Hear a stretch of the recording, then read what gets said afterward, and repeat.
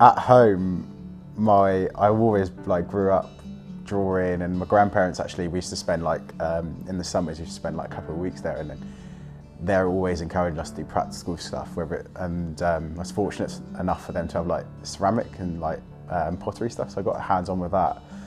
And then always drawing with them.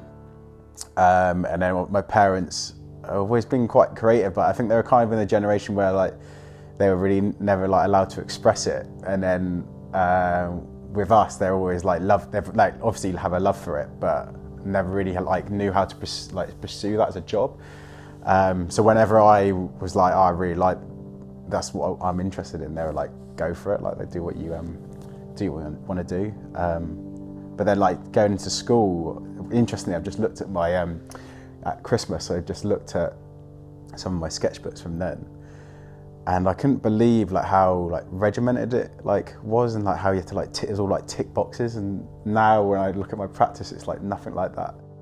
All the way through school, I had like 2 or 3 like really inspirational tutors who were always like pushing me to like keep it going, rather than being like, have you thought about what you're going to do? So I think that really helped in terms of like me pursuing it like further on, like foundation and then degrees as well.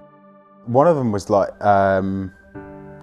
being like conscious of exploring like the different avenues you can go to. Like the foundation at my A level, I would have never had an idea. I wasn't at that sort of age. I wasn't that like, I didn't really explore things or research things that much. But they were like, if you want to do it, you're going to have to do a foundation first, and that's the way to like explore things.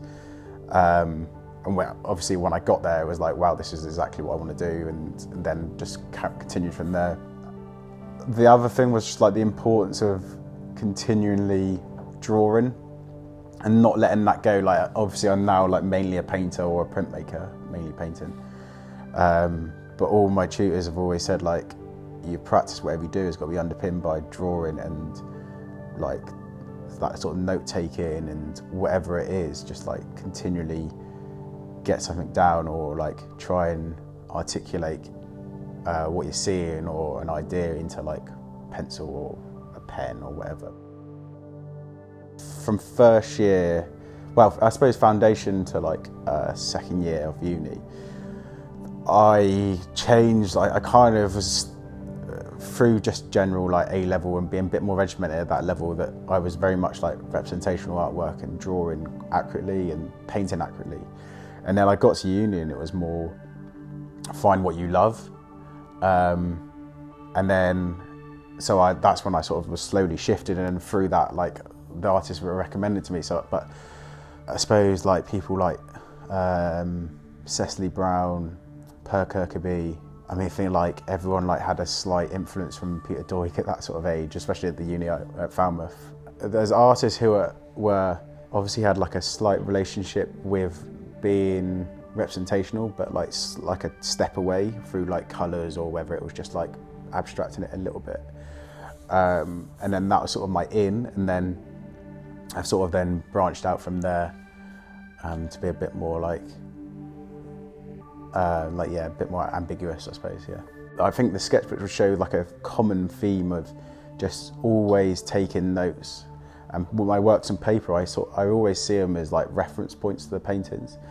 So whether they'll be just like a starting point, and then like they'll never really form solidly, but it'll be a starting point where I can just then react on the canvas and just be spontaneous from there. But the actual starting point is that like drawing process where I've got things that I've seen in my like surrounding environment that have just like caught my eye, or have just like as a colour or something which like tonally works. I either like take a photo of it and then try and get that into like a physical form of painting or drawing, and then it's like the steps onto steps on steps which just like slowly abstract it, take it away from where it originally was. But they're like, a lot of them you wouldn't necessarily nail down what they were, but I want the viewers to be sort of asking, what am I seeing?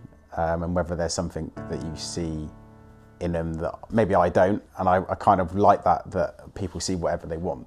Often the colours are the first thing that strike you in my work, I think the thing that resembles with me often is that there'll be like a smaller section of colour, and as you like are scanning the canvas, that small section of colour like is like resembling the light coming through a cloud or a certain moment, and like that is kind of what I want from those like flashes, or like that certain like quite bold texture or something that shocks you. But I think there's like often moments, I think people have always said that there's moments in life which are like sort of resemble that, and I kind of, that's exactly what I'm trying to resemble in my paintings. So recently I was approached by a brand called Make Good, who their work's underpinned by being products for creatives, and also they want to collaborate with creatives to create things that people like me would use, or things that are useful in the everyday, whether that's like pouches or laptop cases. And I got approached by them to use sort of some of my imagery and some of my shapes or forms and just see how it went.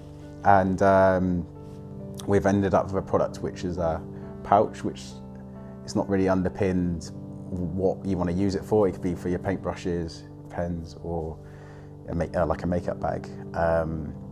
But I thought how it linked with my practice, and how it sort of being products for creatives. I liked the way how that like connected to what I've been doing. I was recently invited to go to LA to show at Durden Ray, which is just outside of downtown LA, and it's actually with another Bristol artist who works fairly similar to mine, like both abstract, highly coloured, and then there's a group of LA artists who are also combining in the exhibition, so it should be a really interesting group show. We're kind of just finalising at the moment how our works like go together. I'm currently working on a series for the show. I didn't want to show something which has already been completed, or just wasn't like at the very forefront of my practice at the moment. So I've been considering what I want to include in that, but it's also just like continue on with my practice. Like I think naturally I'm always like pushing to do something new and see something, like if I see something I'm going to want to try it out. So yeah, that's in April until March, and we're going out there for 2 weeks. We decided to go for 2 weeks just so it was kind of seemed like a moment where I didn't really want to miss going out there. So I'm really excited to see LA and just try a few things out. I think we're going to try and get a few other pirate views in of other exhibitions, as well as doing all the touristy stuff, I suppose.